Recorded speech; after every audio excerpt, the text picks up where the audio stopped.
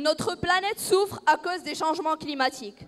Ces modifications ne datent pas d'hier. Ils sont en effet aussi anciens que la planète Terre. Cependant, le changement climatique actuel n'est pas considéré comme une modification ordinaire. Par son ampleur et sa rapidité, le réchauffement de notre climat peut être réellement qualifié d'extraordinaire dans l'histoire de notre planète. Ces échappements de gaz incessants et cette pollution qui ne s'arrête de s'accroître mettent vraiment la Terre en danger. C'est pour cela que différents pays ont créé des COP et les ont mises en place afin d'encadrer les efforts de tous les pays qui sont partis à la Convention cadre des Nations Unies sur les changements climatiques. L'Assemblée générale de la 20e conférence des parties à la Convention cadre des Nations Unies sur les changements climatiques a approuvé à Lima la candidature du Maroc à l'organisation de la COP22 en 2016. D'ailleurs, après la COP21 qui a eu lieu à Paris, les grands de ce monde se retrouveront ici à Marrakech du 7 au 18 novembre 2016 pour la COP22. Cette future conférence des Nations Unies sur le climat aura pour thème l'atténuation aux effets du changement climatique et l'innovation en matière d'adaptation. La COP22 aura aussi pour mission de développer des outils opérationnels dans le cadre Paris-Lima et puis Paris-Marrakech. Chère audience, permettez-nous de vous rappeler que la 7e conférence des parties à la Convention cadre des Nations Unies sur les changements climatiques s'était déjà tenue à Marrakech en 2001. Honorable présence, à votre avis, si Lima est la COP de la négociation et Paris, celle de la décision, la COP22 prévue au Maroc sera-t-elle celle de l'action? Le Maroc n'est pas mûr pour l'organisation de la COP22. Tel est le sujet de notre débat d'aujourd'hui. Je vous demande, chère audience, d'applaudir fort la classe de la première année sciences mathématiques option française qui défendra le pour. L'équipe qui s'occupera du contre serait la 2e année sciences SVT.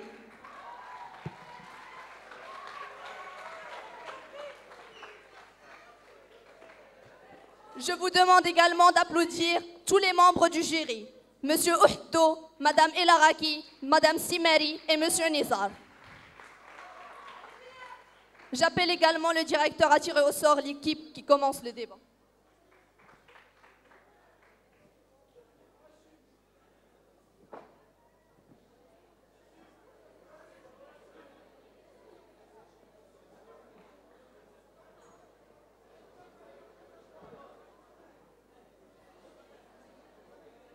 Je tiens à vous rappeler quelques règles du débat.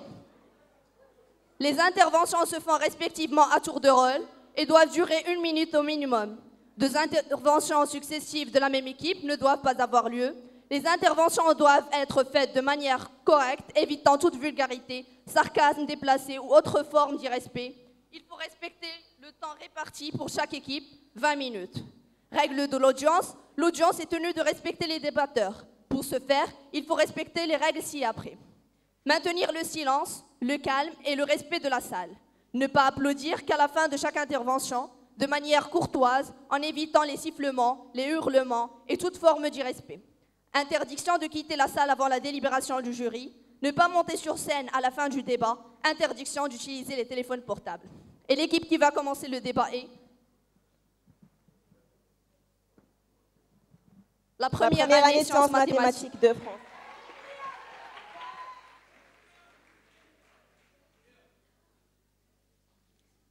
D'après Vassili Kandinsky, toute œuvre d'art est l'enfant de 100 ans, et bien souvent la mère de nos sentiments.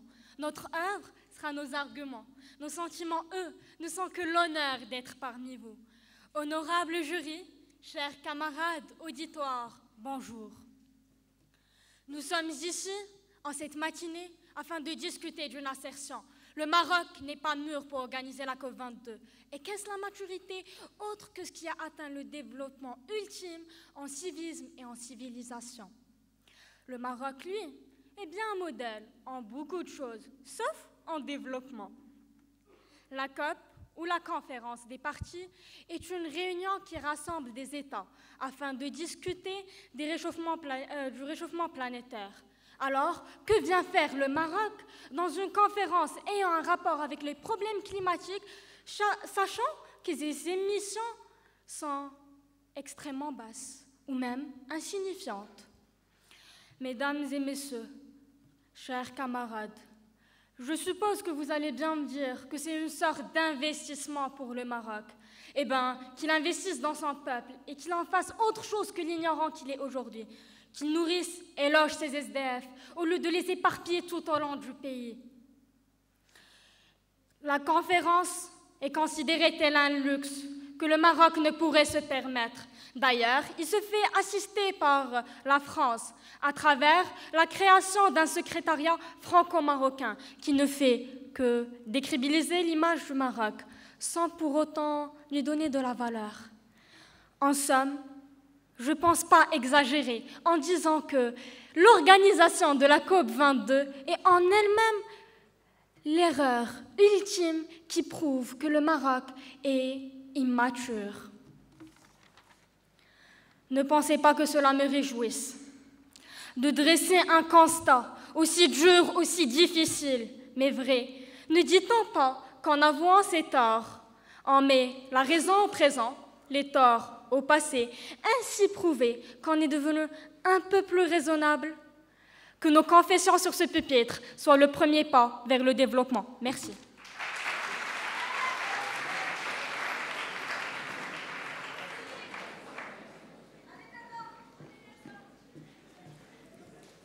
Chère audience, monsieur le directeur, honorable jury, bonjour. Nous sommes ravis et fiers, mes camarades et moi, de nous tenir aujourd'hui devant vous et derrière ce pupitre pour débattre un sujet d'actualité. Un sujet qui nous concerne tous, autant que citoyens marocains, et défendre une position honorable, car nous défendons légitimement et objectivement la réputation reconnue à juste titre de notre cher pays. Le Maroc n'est pas mûr pour l'organisation de la COP22. Avant de commencer notre débat, commençons par une simple définition de l'abréviation COP. Le terme COP signifie Conference of Parties, à la Convention de l'ONU sur le climat. Cette convention internationale a été adoptée en 1992 pour maîtriser l'augmentation des gaz à effet de serre causés par l'homme, dans le but d'éviter un dérèglement dangereux du climat. Et cette année, le Maroc accueillera cette conférence du 7 au 18 novembre dans la ville de Marrakech. Cela dit, je tiens à porter à votre attention que la question que relève le sujet de notre débat ne met pas juste en doute les capacités du Maroc à organiser et à mener à bien cette conférence, mais aussi elle remet en question la valeur, l'intégrité et les capacités de notre cher pays, car le Maroc a plus que toutes les ressources nécessaires pour parfaire son organisation de cette conférence. Et toute idée prétendante le contraire n'est qu'un énorme tissu de mensonges basé sur des informations politiciennes dont le but est de semer la discorde et le doute dans les esprits. Car voyez-vous, ces esprits risquent de se laisser embobiner par des critiques souvent exagérées de la situation socio-économique du pays, ce qui relève d'un problème interne et normal, alors que le sujet de notre débat concerne un événement mondial et les capacités de notre cher pays à relever ces défis. Oui, honorable assistance, aujourd'hui il s'agit de prouver que le Maroc répond ou non aux conditions et aux critères qui lui permettent de réussir. C'est pourquoi mes camarades et moi allons vous prouver, sans amalgame et par des faits concrets et incontestables, que notre pays a acquis, par ses expériences dans ce genre d'événements, une maturité qui lui assurera le succès escompté. S'ajoute à cette expérience la stabilité et la sécurité, dans une époque où règne le terrorisme et le chaos.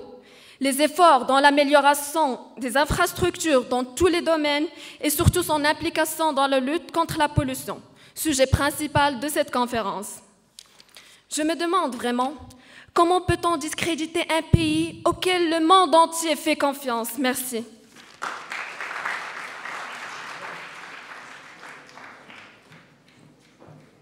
Chers camarades, le secrétariat entre la France et le Maroc est donc pour vous un mensonge, puisqu'il prouve l'incapacité de notre pays à organiser la COP. Passons. Chère audience, honorable jury, chers opposants, Bonjour. Nous nous présentons devant vous aujourd'hui, mes camarades et moi, avec fierté. Et nous nous levons ici, sur ce pupitre, pour vous prouver la réalité. Car la vérité est le meilleur des arguments. En lisant l'intitulé du sujet, l'adjectif « mûr » nous a interpellés. Et nous nous sommes donc posé la question suivante. Est-ce que le Maroc est assez mûr pour organiser une manifestation de la taille de la COP22 ?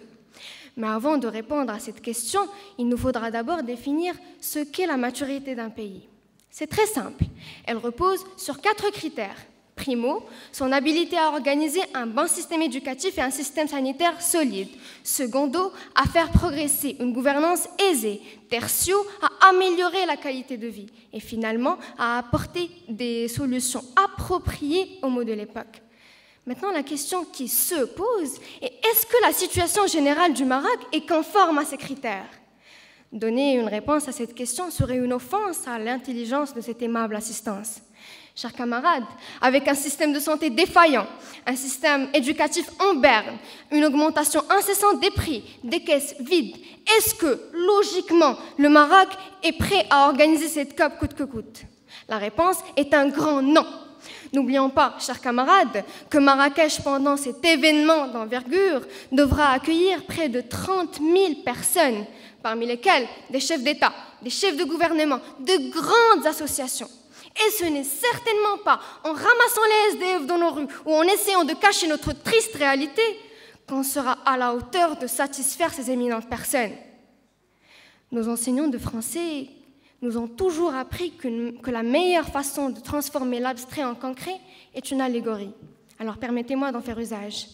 Le Maroc, chers camarades, en organisant cet événement, ressemblerait ou plutôt serait un élève confronté à une épreuve très difficile, mais qui, au lieu de se concentrer sur les questions décisives et importantes, s'occupe plutôt de l'apparence de sa copie par rapport aux autres élèves. Et c'est justement pour cela qu'on le voit échouer, test après test, redoublant chaque année, sans amélioration et sans changement. C'est honteux, oui, c'est affligeant, je l'affirme. Mais comme a dit Jacques Salomé, je cite, « L'ennemi de la vérité n'est pas le mensonge, mais le déni entretenu par certaines croyances qui s'imposent à nous comme certitude. » Fin de citation. Alors, ressaisissons-nous, chers camarades, et changeons ce Maroc pour qu'aujourd'hui soit mieux qu'hier et que demain soit mieux qu'aujourd'hui. Merci.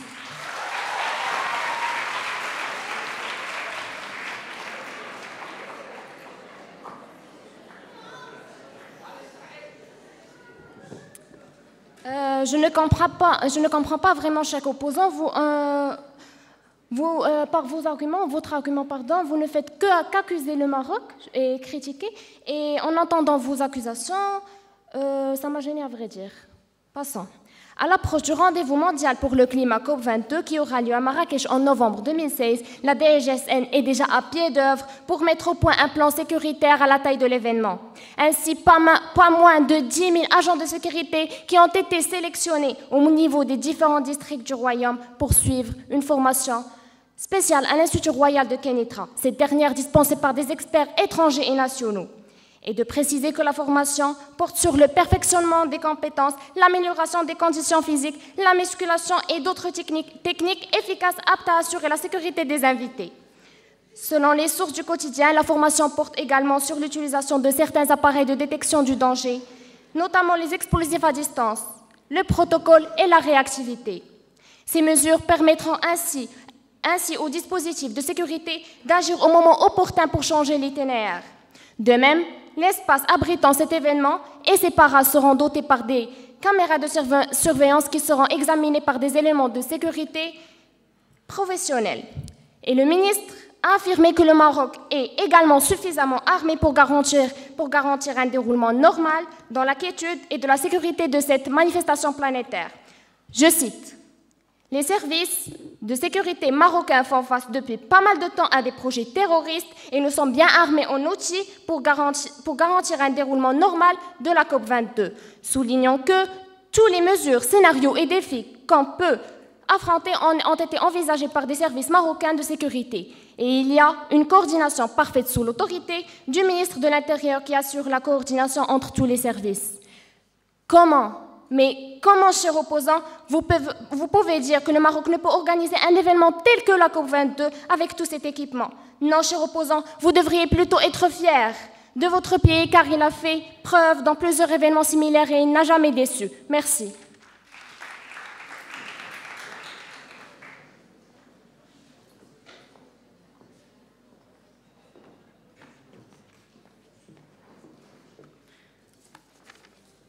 Chers opposants, ce n'étaient pas des accusations, c'était une vérité.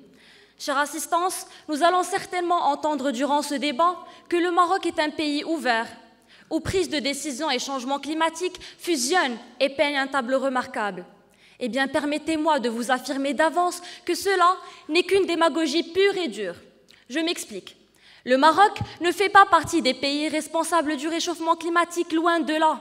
Le Maroc n'est responsable que de 0,15% des émissions mondiales de gaz à effet de serre.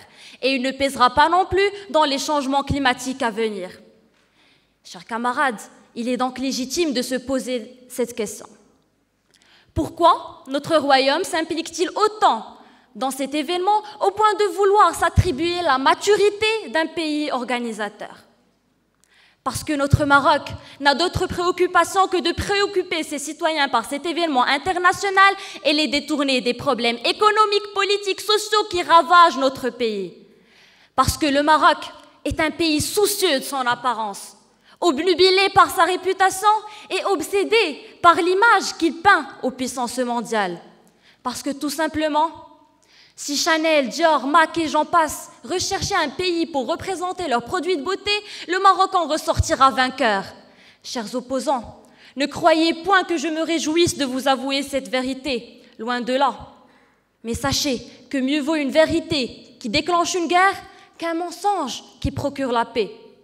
Chers camarades, permettez-moi de vous rappeler les objectifs escomptés à travers cette COP. Accorder une plus grande importance aux droits de l'homme et atténuer les conséquences des changements climatiques. Chers camarades, concernant les droits de l'homme, je n'ai même pas besoin de discourir pour vous démontrer qu'un pays dont la moitié des habitants est analphabète, gravement malade, pauvre et j'en passe, ne se préoccupe certainement pas des droits de l'homme. Et concernant le deuxième objectif, celui d'atténuer les changements climatiques, selon vous, chers opposants, le Maroc a déjà fait ses preuves. J'ai envie de vous dire oui, surtout de la part de notre ministre chargée d'Environnement, Madame Hakima El Haiti, qui dit mot pour mot, je cite, « Je vais traduire en actes concrets les résultats de la conférence COP21 durant la COP22. » Chers camarades, je n'ai jamais cru que l'expression « acte concret » prendra une telle tournure. Bravo, Madame Hakima El Haiti. Grâce à vous, le Maroc est réduit à un importateur des déchets italiens. Merci.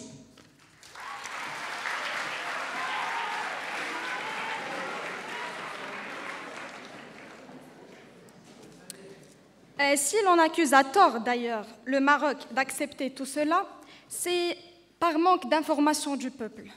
Bref.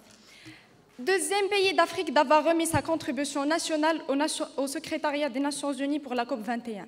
Le Maroc s'est engagé à réduire d'au moins 13% ses émissions de gaz à effet de serre d'ici 2030. Le plan vert adopté prévoit de faire passer les énergies renouvelables de 28% en 2008 à 42% en 2020. Pour cela, le Maroc peut tirer profit de son soleil. La plus grande centrale solaire du monde va bientôt être opérationnelle à Noor, près de Ouarzazate. Elle fournira à terme 580 MW, soit environ 70% de la capacité d'un réacteur nucléaire.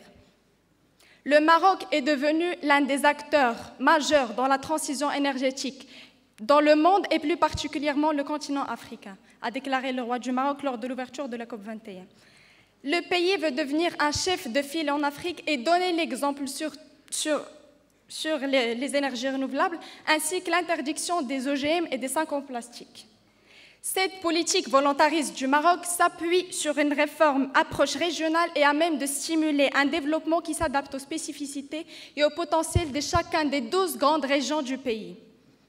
Elle tient compte également de l'expertise technique, des ressources humaines locales, du développement et de la recherche, ainsi que la création industrielle et la création d'emplois.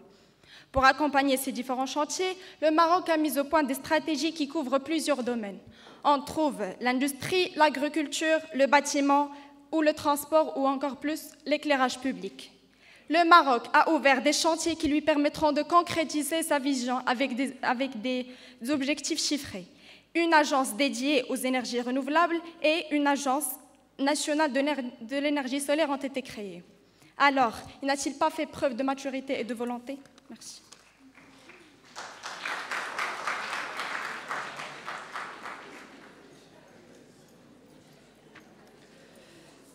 Chère audience, honorable jury, chers opposants, bonjour. Je vous prie de bien vouloir réviser vos propos et de rejoindre la bonne piste. On parle d'organisation, lisez le sujet.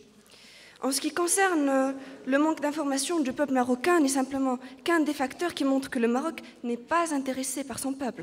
En ce qui concerne la diminution des 13% des émissions des gaz pour l'année 2030, des émissions des gaz à effet de serre, lui, le Maroc, qui déjà ne produit que 0,15% des gaz des émissions mondiales, waouh, quel développement. Bon, passons. Pour parler de la maturité du Maroc économique, entre les années 2012 et 2015, le déficit budgétaire a été diminué de 7,2% du PIB à 4,3%. C'est formidable. Toutefois, avec les déficits de la source primaire qui ne cessent de s'aggraver et la croissance économique qui a décéléré depuis 2009, le ratio de la dette nationale marocaine ne s'est pas stabilisé. Encore moins a-t-il diminué. Selon le rapport annuel de Banque el-Maghrib publié en juillet 2015, le ratio de la dette connaît une grande augmentation depuis l'année 2008, vu que l'encours de la dette ne cesse de grimper pour atteindre en 2015 les 786 milliards de dirhams. Aggrave cet état piteux de l'économie marocaine la crise économique nationale, due à la crise alimentaire, à la baisse de la demande internationale, à la hausse des prix pétroliers, et j'en passe, sans compter que les politiques d'austérité menées par le pays visant à réduire les revenus destinés à la consommation par le recours à l'impôt, au blocage des salaires, au contrôle des investissements engendrent un ralentissement flagrant de la croissance économique. Cette dette publique, chère audience, qui fait 23 117 fois la valeur de la population de notre pays, repose directement sur les épaules de 34 millions de Marocains. En définitive, dire que notre pays n'est pas économiquement mûr pour l'organisation de la COP22 serait un euphémisme, mais atténué, ce qui se traduit par un euphémisme au carré, surtout quand on sait que le Maroc, qui n'émet que 0,15% des émissions mondiales responsables du réchauffement climatique, investit pour l'organisation de la COP22 une somme qui s'élève à 300 millions de dirhams. 300 millions de dirhams, mesdames et messieurs, qui auraient pu mais qui aurait dû être investi dans des domaines nécessitant une amélioration urgente, tels que les domaines de la santé et de l'éducation. Merci.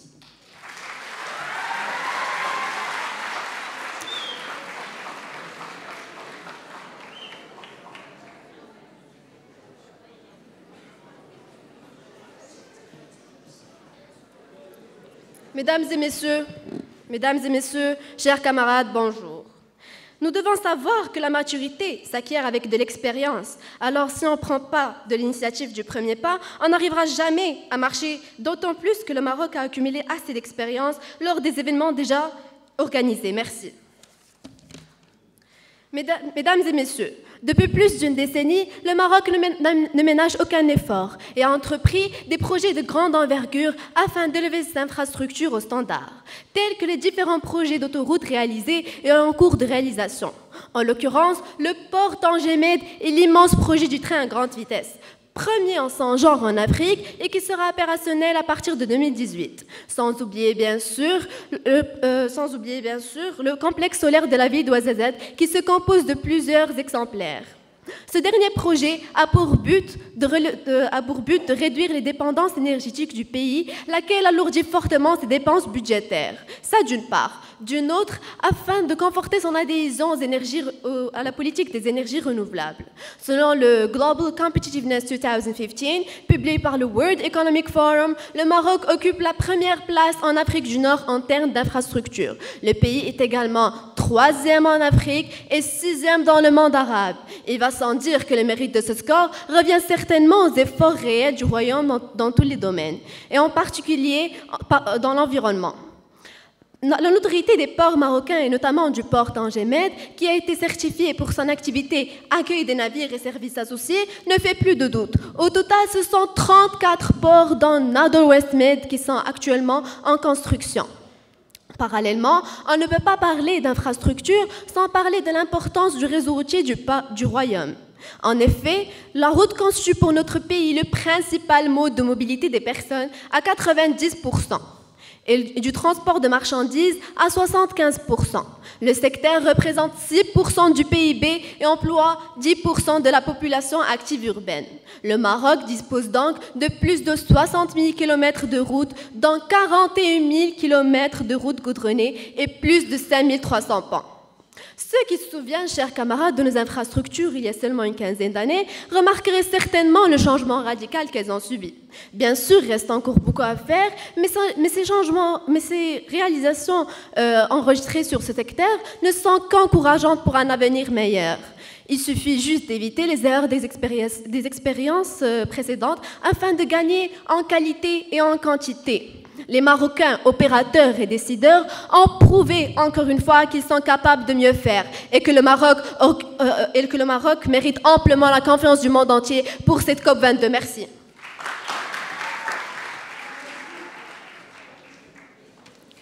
Ça ne sert à rien de répondre à des contre-arguments si vous n'écoutez même pas les interventions. Bon, pour l'expérience, c'est faux. D'abord, avant de parler d'expérience, il faut d'abord s'avouer ce qu'ils ont appris de l'expérience, alors que vous prenez tout ce qui est vrai pour faux. Et c'est ce qu'on avait dit au début, même dans l'introduction, merci. Et pour l'infrastructure, sachez que le Maroc est le plus endetté de tous les pays arabes. Merci, et c'est d'ailleurs... vu les dettes qu'il a, c'est ça pourquoi il est bien classé. C'est le peuple qui est en train de payer. Qu'il paye d'abord ses dettes avant de voir son classement. Merci. À vrai dire, je pense que... À vrai dire, je pense que finalement, notre histoire n'est que question de point de vue. Et bien, pour une fois, je vais essayer d'adopter le vôtre, en procédant avec un raisonnement logique, sans pour autant transformer le débat en cours de maths. Comme vous savez sans doute déjà, ou peut-être pas, les mathématiques reposent sur du vrai. Et il m'en a fallu du temps pour en trouver dans votre position. Le point qui semblait le plus raisonnable est celui de la propagande que cet événement pourrait nous rapporter. Il pourrait nous offrir une publicité mondiale, soit. Mais si ça venait à devenir l'un des objectifs les plus importants, c'est que celle faite par la COP7 en 2001 était insuffisante. Ainsi, celle-ci aussi durera l'espace d'un instant. Merci. Et pour montrer quoi, mesdames et messieurs, que les objectifs que l'opération Zéro Mica utopique et préparée à la hâte était un fiasco total, ou que les objectifs du programme national de traitement de déchets n'ont pas été atteints pour l'année 2020, ou que seulement 22 centres d'enfouissement ont été conçus sur les 75 premiers. En attendant, ce sont les gens dans les zones environnantes qui souffrent des odeurs qui pestillent. Et je me demande bien quelle image pourrait convaincre un touriste ou un investisseur de venir dans une ville sale et polluée. Chers camarades, on ne fait que sombrer dans l'absurde. Laissez-moi revenir à la raison. Et cela, grâce à une allégorie. Et se résume en 4 mots. Chien à 3 pattes. Chien à 3 pattes. N'avez-vous jamais vu un chien à 3 pattes? Il faut en voir. Cela va sûrement changer votre vision des choses. Quand un chien perd sa patte, il passe son temps à trouver quelque chose qui le rendra plus heureux et qui fera son bonheur, se focaliser sur autre chose, au lieu de essayer de se faire repousser l'organe prétendant être un lézard. Et si le Maroc venait adopter cette stratégie, il aurait depuis longtemps atteint le développement. Or, le Maroc, il joue au lézard. Décidément, certaines personnes ne comprennent pas vraiment interpréter les choses. Alors, la colère du roi ne vous a-t-elle pas interpellé? N'était-il pas seulement venu pour annoncer le lancement de l'année scolaire, pour enfin se rendre compte que les affaires internes prennent du retard? Vous qui parlez d'infrastructures. Mesdames et messieurs, un pays incapable de mettre de l'ordre dans ses affaires est seulement indigne d'être décrit tel mur. Merci.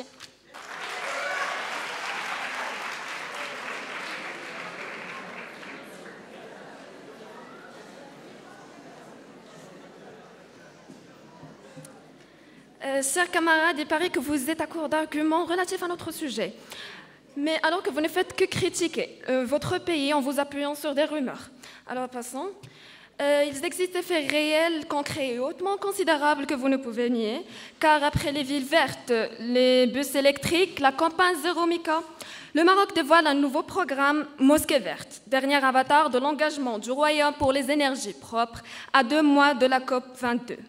Mosquée verte, modèle devrait ainsi être présenté aux invités de la COP dans un village près de Marrakech. Chaque mosquée marocaine consomme actuellement en moyenne 90 kW par jour, soit 2700 kW par mois, estime la SIE. Les premiers audits ont démontré qu'il était possible de réduire ce chiffre jusqu'à 60%. Une étude pilote menée à la mosquée As-Sunna a démontré qu'il a permis d'atteindre 68% d'économie. En outre, pour ce programme, le choix s'est porté sur des technologies faciles à installer, comme le chauffe-eau solaire et les lampes à LED, afin de montrer à la population des systèmes qu'ils peuvent aisément utiliser. Les mosquées jouent en quelque sorte un rôle pour construire un Maroc écologiquement responsable. Et de plus que dans les mosquées de Koutoubia et Moulay Yazid, les travaux ont déjà débuté. Ces mosquées doivent être transformées en mosquées vertes vers l'ouverture de la COP. Et comme l'affirme Ahmed Bouzid, que le projet Mosquée verte aura un profond impact économique. Et la première étape du projet, qui concerne 100 mosquées, devrait permettre de créer pas moins de 130 postes. Alors oui, chers camarades, notre Maroc est bel et bien capable d'organiser une conférence d'une telle importance au niveau international, étant donné qu'il se présente comme précurseur dans le domaine des énergies renouvelables et de la lutte contre la pollution. Merci.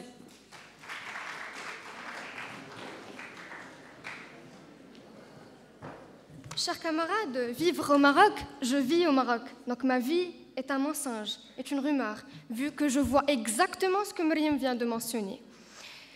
Chers camarades, le Maroc, ses plages paradisiales, ses hectares de forêt, son climat idéal, sa géographie exceptionnelle, tout ceci fait rêver.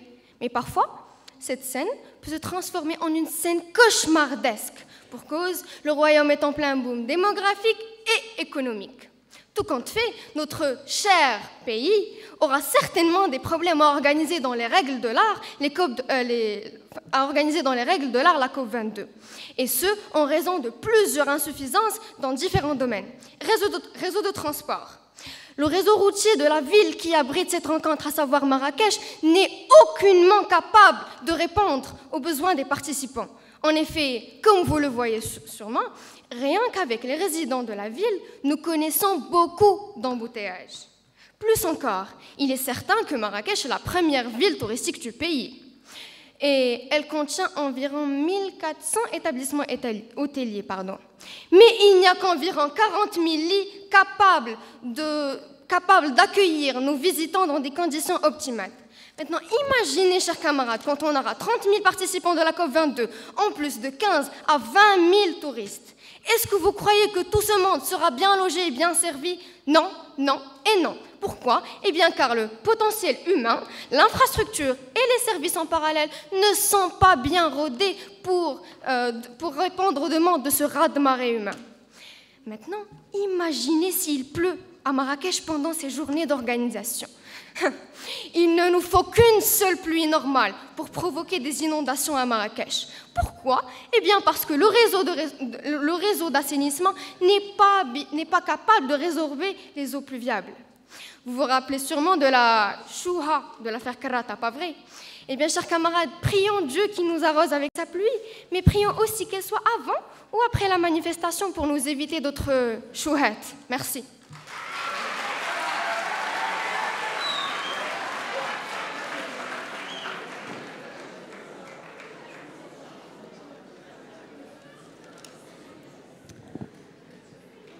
C'est juste pas possible, chers opposants. S'il vous plaît, parlez de quelque chose de raisonnable.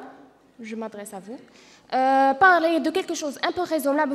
Vous vivez dans le Maroc, votre pays, alors vous devriez être fiers de ses efforts. Non pas dire qu'il ne peut pas, il ne peut pas, il ne peut pas. Je sais pas. Ou peut-être que vous êtes un peu plus professionnel que tout ce monde, je sais pas.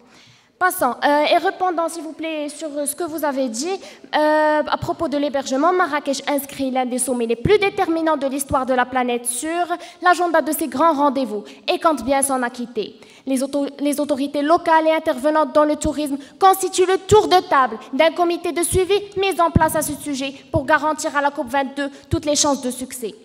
Le wali de Marrakech, Mohamed Moufakir, entend s'y impliquer de plus près en présidant les réunions successives rassemblant les autorités locales et professionnelles de la ville. Et déjà fort d'une expérience dans le tourisme, il est l'homme de la situation chez qui la mécanique touristique n'a pas de secret. Ce qui conforte les professionnels avec qui il parle le même langage.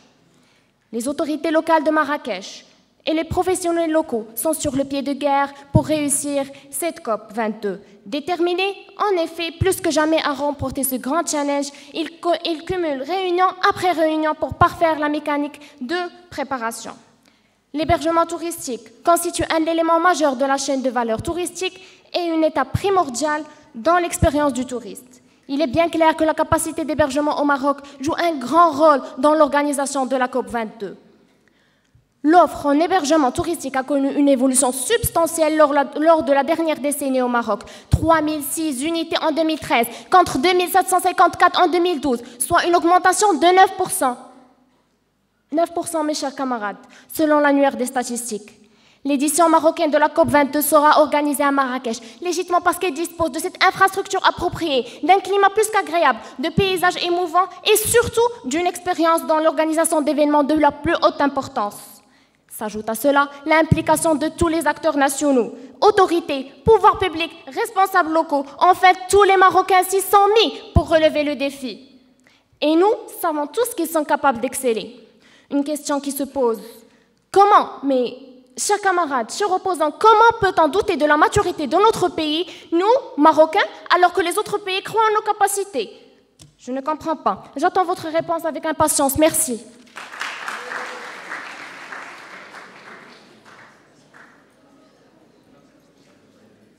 Chère audience, honorable jury, chers opposants, vous vous attendez à notre réponse, mais comme dit Tariq Ramadan, avant de poser une question, avant de s'attendre à une question, il faut vérifier que votre réponse, il faut vérifier que votre question est bien posée. Nous sommes raisonnables, c'est vous qui êtes aveuglés par votre position et votre optimisme.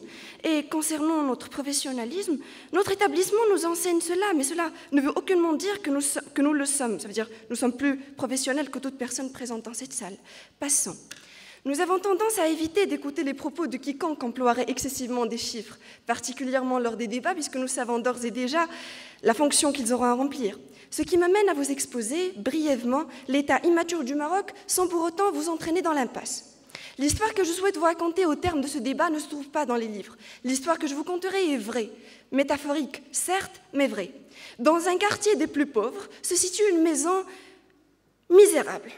C'est la demeure, le Maroc.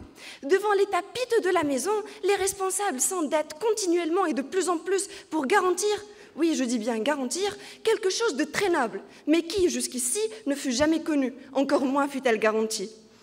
Devant l'augmentation de l'encours des dettes, les responsables ont recours à une solution ingénieuse, la diminution des salaires. Devant cet état critique, la maison misérable et la plus endettée de tout le quartier décide d'organiser la conférence des partis. Devant un tel défi, la maison devrait faire preuve de maturité. Dès lors, on commença à mettre les petits plats dans les grands, à disposer les vases devant les portes de la maison, à brûler les déchets dans les recoins. Et on a complètement omis le reste de ce taudis. Brièvement, on se mit à orner une demeure délabrée, qui nécessite beaucoup plus qu'une fine couche de fond de teint pour avoir une figure présentable. Les responsables en sont-ils conscients ?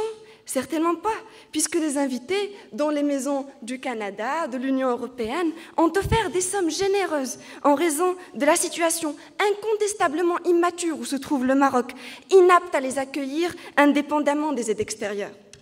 Chère audience, je vous laisse la liberté d'imaginer la fin de cette histoire qui ne relève aucunement de la maturité de notre pays, mais qui reflète un long chemin à parcourir afin d'aboutir à ce développement si désiré, mais loin d'être aisément accessible. Permettez-moi de clôturer notre débat par cette maxime si chère aux philosophes. La maturité, c'est de distinguer les batailles dont il faut s'éloigner. Car figurez-vous que l'organisation de la COP22 est l'une de ces batailles, et à notre grande infortune, notre cher pays ne s'en aperçoit aucunement. Merci.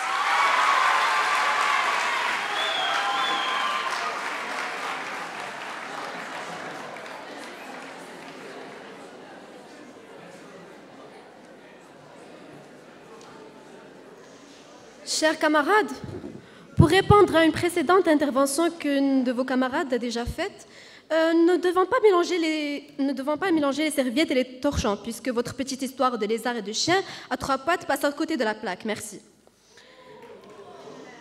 Nous arrivons à la fin d'un débat qui, j'espère, a été fructueux pour nous tous.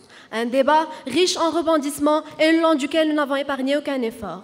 Chaque équipe de son côté afin de convaincre notre honorable assistance de la véracité de sa position. Ce qui est légitime d'ailleurs. Toutefois, ça resterait indigérable pour nous tous, citoyens marocains, fiers de notre identité, de notre patriotisme et le fait que nos chers camarades ont sué pour donner une image aussi sombre et tellement décevante d'un pays. Notre pays, qui s'est construit une renommée internationale grâce aux différents progrès réalisés dans tous les domaines. Il paraît que nos chers camarades ne voient pas la moitié du verre vide, mais un verre complètement vide. Vous vous êtes appliqués avec une ardeur peu commune à défendre l'incapable, voire l'impuissance du Maroc à organiser comme il se doit un tel événement. Cela me fait un pincement au cœur de voir que vous, chers camarades, n'êtes pas si fiers de votre Maroc, qui a été choisi légitimement par les pays du monde entier pour cette COP22. Non par complaisance, mais grâce aux efforts réels du Royaume dans tous les domaines, et en particulier en faveur de l'environnement, faisant du Maroc l'un des pays les plus écologiques du monde. Pour Salahdine Zouer, président de la COP22, cet événement est une opportunité pour porter les voix des pays les plus vulnérables face au changement climatique, en particulier celles des pays africains et des États insulaires. Il est urgent d'agir devant ces enjeux liés à la stabilité et à la sécurité, a-t-il déclaré. Par ailleurs, mes camarades et moi avons veillé à vous présenter, en plus des raisons logiques qui appuient la confiance de tous les pays dans la capacité du Maroc à organiser comme il se doit un tel événement, des profits combien nombreux que notre pays tirera un point de vue diplomatique, puisqu'il ralliera certainement plus d'États réticents jusqu'à maintenant à sa cause. Du point de vue économique et à court terme, il y a l'embauche d'un nombre non négligeable de personnes. Et à moyen et à long terme, il permettra de faire de la propagande pour notre pays, ce qui augmentera sans aucun doute le nombre de touristes et d'investisseurs. Vous rendez-vous compte, chers camarades, de l'intérêt de cette chance ? Enfin, nous avons énuméré les différentes manifestations et événements qu'a pu organiser le Maroc avec brio, car disposant de personnel qualifié, d'infrastructures de haute gamme et surtout de stabilité et sécurité qui sont rares de nos jours. Je suis convaincue, chers camarades, que vous étiez contraints de défendre à contre-cœur cette position. Mais que voulez-vous, on ne fait pas toujours ce que l'on veut. Merci.